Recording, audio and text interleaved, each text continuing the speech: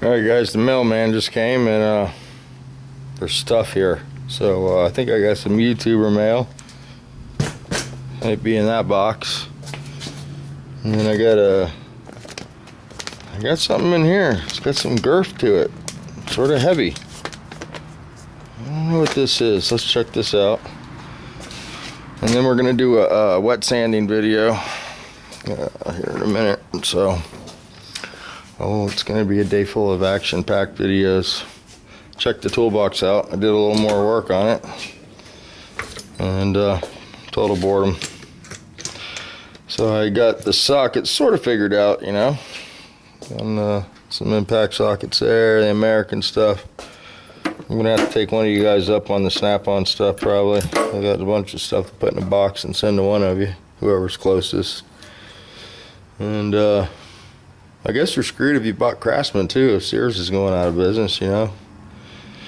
So I had somebody laughing at this antique torque wrench here, and I use this for one thing, and the torque the pinion nut on a Volkswagen. It's 150 foot-pounds, and that's what this thing reads when the peg hits the end of the scale there. It doesn't even have the scale on it anymore.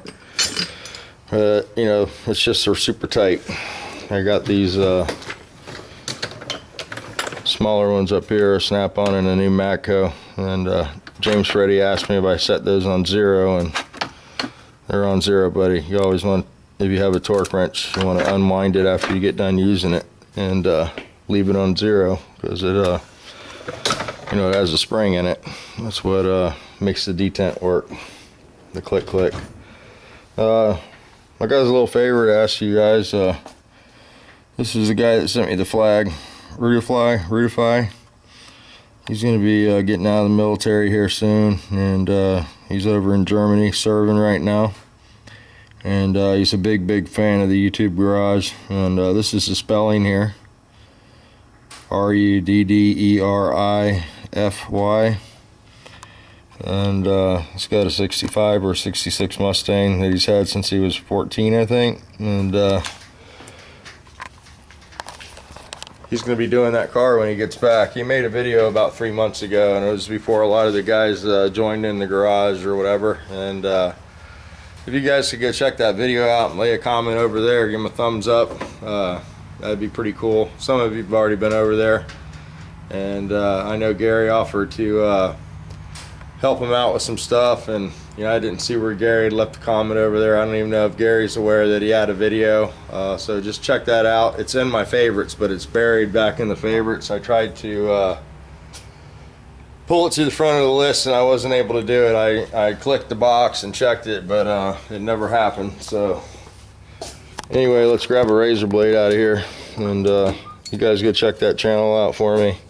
It's only got 90 views on it, and there's almost 200 of us, so give him a little shout out, you know. Show him that we appreciate what he does for us, so we don't have to go do it. And whether you believe in what's going on or not, you know, those guys are the ones that make the sacrifice and have to be away from home and their families. And thank God it's a profession of choice, you know, and we all don't have to be drafted. When I was a kid, we had to sign up for the draft, and you basically had to sign up, you know. And I don't know if you still have to do that or not, but you know, we've had a long period of time where you know, it's been a voluntary type thing. So let's see what we got here. Oh, nothing like being nice and gentle there, huh? Oh, that's cool. Really cool. Get her done. So we got a magnet. Let's find somewhere sticky to put this. Let's go see here.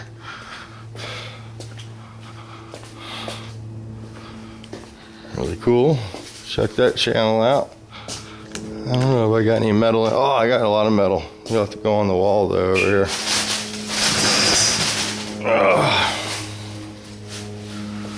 John Kerry. There we go. Put you over here with just Hagen. He's all by himself.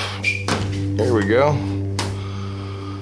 Thanks for that. Appreciate it. There you go. I'm not really sure how to pronounce that.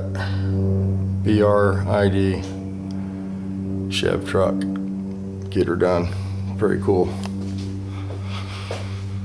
Okay, so let's go back out here and see what's in the old box. It says Speedway on it, but I didn't order anything from Speedway, so I don't know. Could be a big pile of shit or something in here. Oh, and look what we got. Everybody's favorite place to shop, a flyer.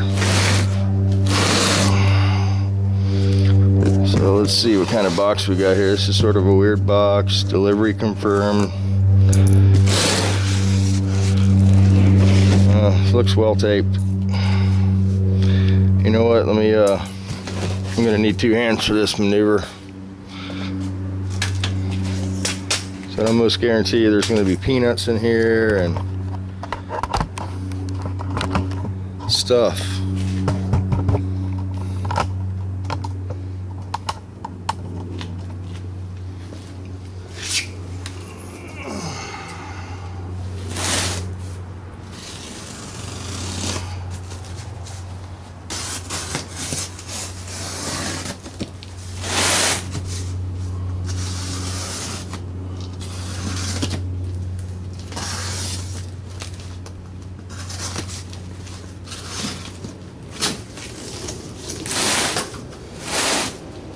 Oh man, this guy doesn't pack shit very well.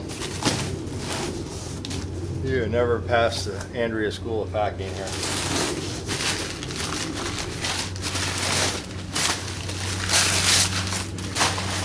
Okay, we got some one smash box.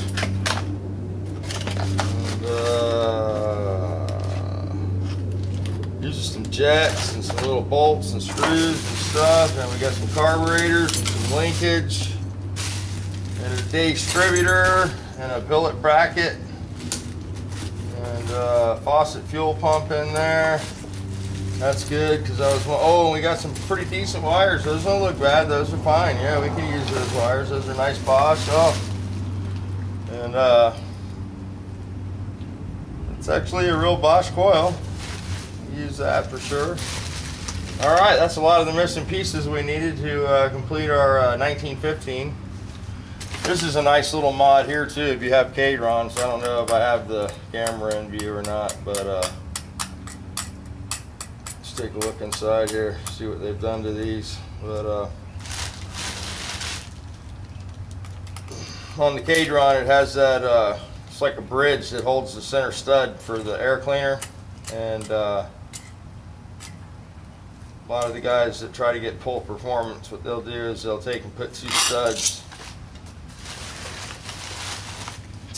like this, and it opens the top of the carburetor up so you get much better airflow. It doesn't get disturbed by that piece that usually sits on top.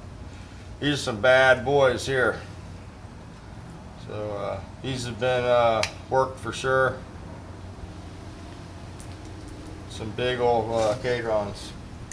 So I've never actually put a set this big on a motor before, but this motor, you know, it's pretty decent. It doesn't have a real huge cam though, so we might, I don't know, just put them on there and see how it runs first, and if it doesn't run good, then we'll have to do some adjusting. But I think he's got a couple sets of Venturis with these in the box. I'm not sure. I saw some somewhere here. There's some different verts.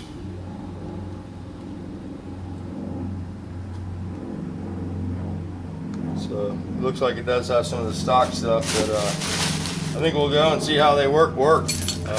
No sense going backwards. Somebody's done a lot of work to these to make them work a little better than stock. The throttle shafts are excellent, you know.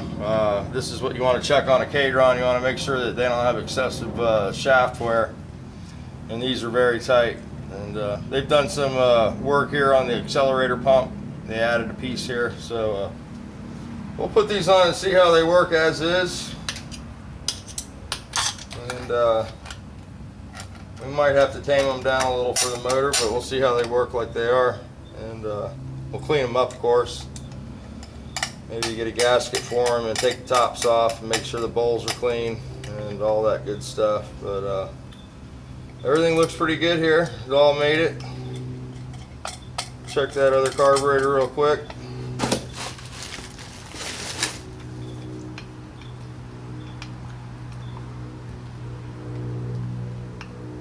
This shaft's got a little wear, but nothing excessive. So again, somebody's done some nice work on these. It was obviously a professional job, you know, it looks pretty decent. So.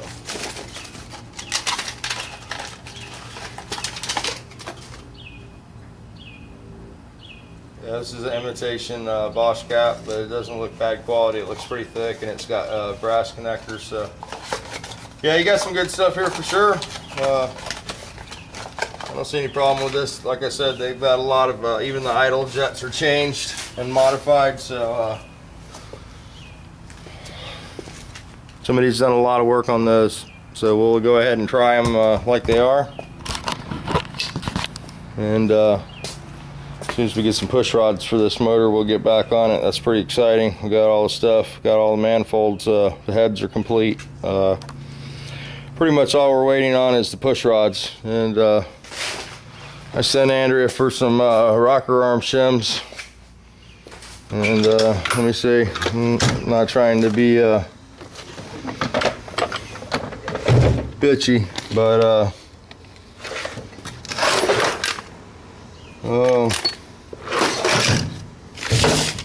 these are the Gene Berg rocker shims, you know, it's a little square deal, and what it does is